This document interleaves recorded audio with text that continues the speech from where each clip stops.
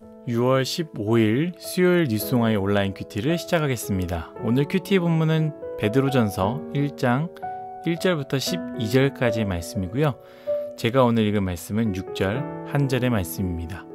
그러므로 너희가 이제 여러 가지 시험으로 말미암아 잠깐 근심하게 되지 않을 수 없으나 오히려 크게 기뻐하는도다. 아멘. 오늘 여러분들과 함께 시험으로 근심하지만 시험으로 기뻐합니다. 시험으로 근심하지만 시험으로 기뻐합니다. 라는 제목으로 큐티를 나누도록 하겠습니다. 샬롬, 오늘도 말씀으로 시작하시는 여러분 주님의 이름으로 축복합니다. 어제까지 창세기의 말씀이 마무리가 되었고요. 오늘부터는 베드로전서가 시작됩니다. 베드로전서는요, 소망의 서신이라고 불리는 말씀입니다. 1장 1절에 언급되어지는데요. 소아시아의 그리스도인들에게 쓴 편지입니다. 동시에 그냥 쓴 편지가 아니라 고통과 어려움 속에 있는 그들에게 위로하기 위해, 격려하기 위한 편지입니다. 우리가 야곱과 요셉의 인생을 통하여 우리에게 말씀하신 하나님의 말씀과 같이 베드로의 편지가 우리를 위로와 또한 격려를 줄 수 있는, 또 우리를 일으킬 수 있는 말씀이 되기를 간절히 소망합니다. 베드로가 편지 앞부분에서 정확하게 수신자를 언급합니다. 1장 1절 2절 두 절의 말씀입니다. 예수 그리스도의 사도 베드로는 본도, 갈라디아, 갑바도기아, 아시아와 비두니아에 흩어진 나그네, 곧 하나님 아버지의 미리 하심을 따라 성령이 거룩하게 하심으로 순종하고 예수 그리스도의 핏부림을 얻기 위하여 택하심을 받은 자들에게 편지하노니 은혜와 평강이 너희에게 더욱 많을지어다. 아멘. 저는 여기서 제 눈을 사로잡은 단어가 있었는데요. 바로 나그네입니다. 사도 베드로는 믿는 자들을 나그네라고 명합니다. 하나님 아버지의 이미 계획된 성령의 거룩하심으로 순종한 택하신 자들이 바로 나그네다라는 것이죠.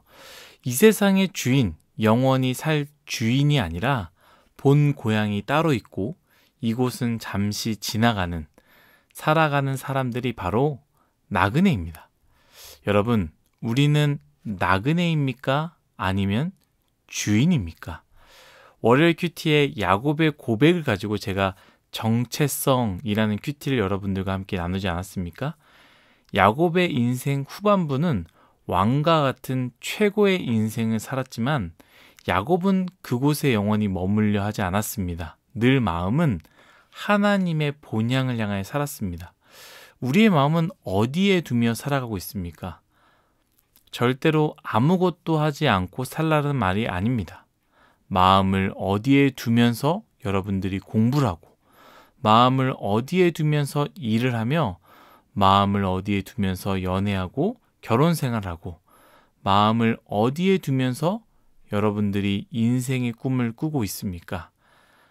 나그네가 되시기를, 그리고 진정으로 우리의 마음을 하나님께 두시길 예수님의 이름으로 축복합니다. 이 사도 베드로는 이 나그네들, 소아시아에서 고통받고 있고 어려움을 당하는 이들에게 이렇게 표현합니다. 예수 그리스도의 부활하심으로 말미암아 산 소망을 가지고 있고 그것은 우리로 하여금 썩지 않고 더럽지 않고 쇠하지 아니하는 유업을 잊게 하셨다라고 말합니다. 그런데 이 사도 베드로는 이어서 무엇을 이야기하느냐? 하늘 소망을 둔 나그네뿐만 아니라 산 소망을 가지고 있는 나그네에게 이렇게 분명하게 말합니다. 6절, 오늘 본문의 말씀이죠. 그러므로 너희가 이제 여러 가지 시험으로 말미암아 잠깐 근심하게 되지 않을 수 없으나, 여기까지 읽겠습니다.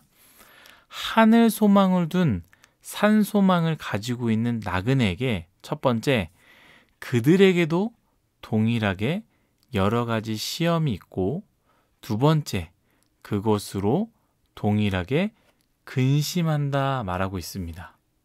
사랑하는 뉴스공화 여러분, 나그네에게 동일한 어려움이 있습니다.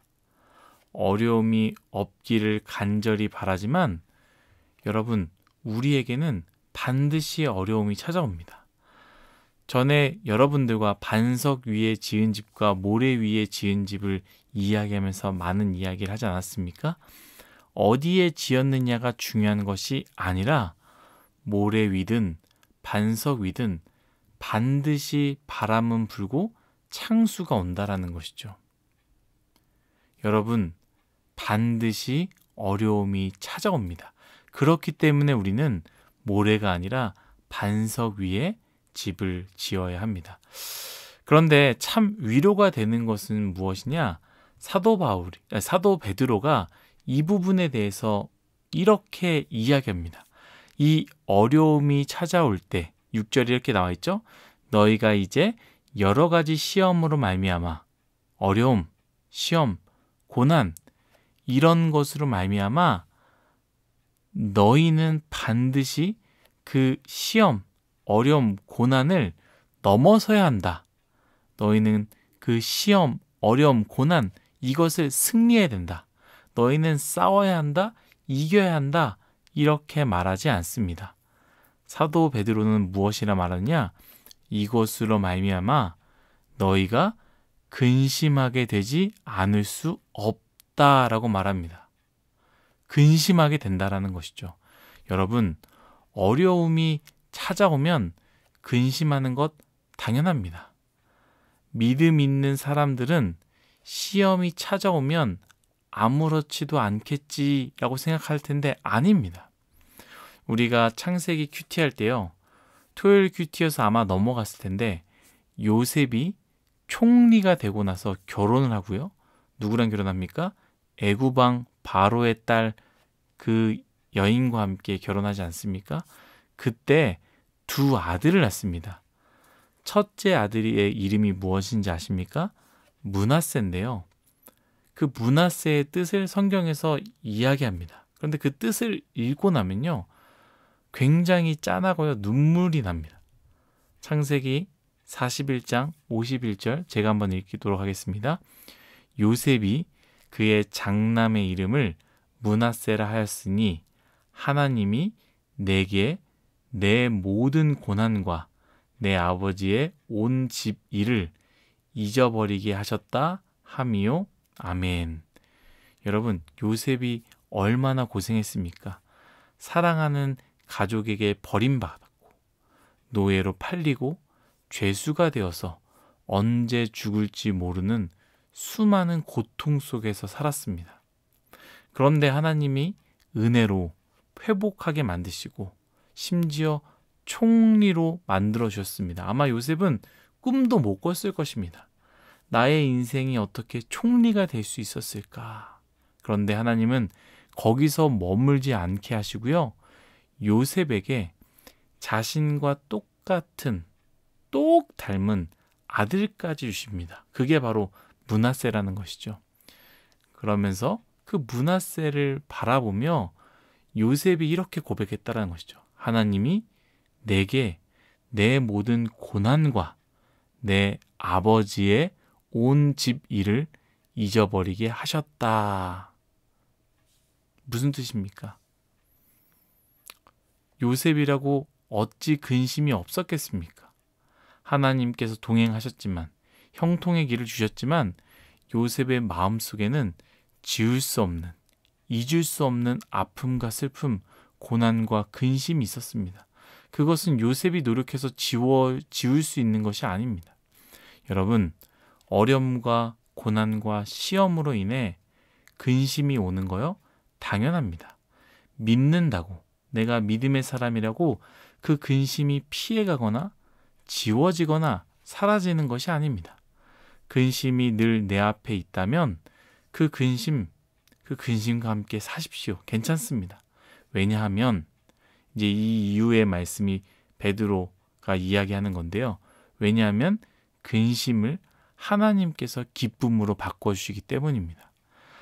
하나님께서 요셉의 고난과 근심, 그 슬픔과 아픔을 있게 만들어 주셨던 것 같이 우리가 하나님과 함께하는 인생이라면 반드시 시험은 필연적이겠지만 그리하여 때로는 좌절하고 근심하고 아파할 수 있겠지만 그것이 영원히 우리를 좌절시키는 것이 아니라 하나님께서 그 근심을 반드시 기쁨으로 바꾸어 주신다라는 것이죠. 6절 한번 더 읽어볼까요? 그러므로 너희가 이제 여러 가지 시험으로 말미암아 잠깐 근심하게 되지 않을 수 없으나 오히려 크게 기뻐하는도다. 사도 베드로는요, 근심하게 되지 않을 수 없으나 오히려 크게 기뻐한다고 말합니다. 왜입니까? 요셉의 고난이 총리 요셉으로 만들어 주었습니다. 요셉이 경험했던 그 수많은 눈물의 고난들이요, 결국 총리 요셉으로 만들어 주었다라는 것이죠. 요셉이 총리가 될 때 자신 앞에 있었던 시험과 고난과 어려움들이 해석되어지고 이해가 되면서 근심했던 것들이 오히려 큰 기쁨으로 바뀌지 않았을까요? 이처럼 사도 베드로는 이야기한다라는 것이죠. 그 시험은 불로 연단하여도 없어질 금보다도 더 귀하다. 하나님 안에서 그 시험을 통하여 더 확실한 믿음이 생기고 그 믿음은 결국에 예수 그리스도께서 우리에게 칭찬과 영광과 존귀를 얻게 한다라는 것이죠. 사랑하는 뉴스송화 여러분, 아니 사랑하는 믿음의 나그네 여러분, 시험 반드시 찾아올 것입니다. 죄송하지만 그것을 피해갈 사람은 아무도 없습니다. 그러나 그 시험이 찾아올 때 첫 번째, 우리는 근심할 것입니다. 이것은 믿음의 크기 때문이 아닙니다. 사람이기에 근심할 수 있습니다. 그러나 그 근심이 찾아올 때 오늘 사도 베드로가 소아시아 나그네들에게 격려했던 것과 같이 오늘 말씀이 우리에게 또 격려합니다. 바로 근심이 끝이 아니라 오히려 그것으로 말미암아 크게 기뻐하게 될 것이다 라고 우리를 격려한다라는 것이죠. 사랑하는 뉴스송화 여러분, 하나님께서 오늘 우리에게 주신 이 말씀, 저의 말씀이 아니라 하나님의 말씀입니다. 이 하나님의 말씀 꼭 믿으시기를 바랍니다. 오늘 하루도 이 생명의 말씀 진짜 여러분 모두에게 생명이 되기를 예수님의 이름으로 축복합니다. 기도하겠습니다. 사랑이 많으신 하나님 감사합니다. 모든 것이 다 하나님의 은혜임을 고백합니다. 하나님, 우리의 인생 나그네로 살기 원합니다. 주인이 아닌 나그네로 하나님을 바라보며 하나님께 마음을 두며 살아갈 수 있도록 은혜 내려 주옵소서. 하나님, 그 나그네에게도 어려움이 있고 시험이 찾아온다라는 것을 오늘 말씀을 통해 생각하게 됩니다.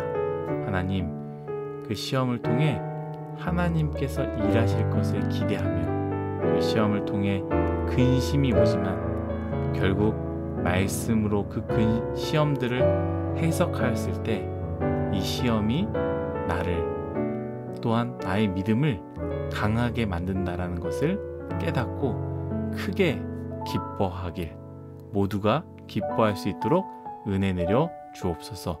감사하며 예수님의 이름으로 기도드렸습니다. 아멘.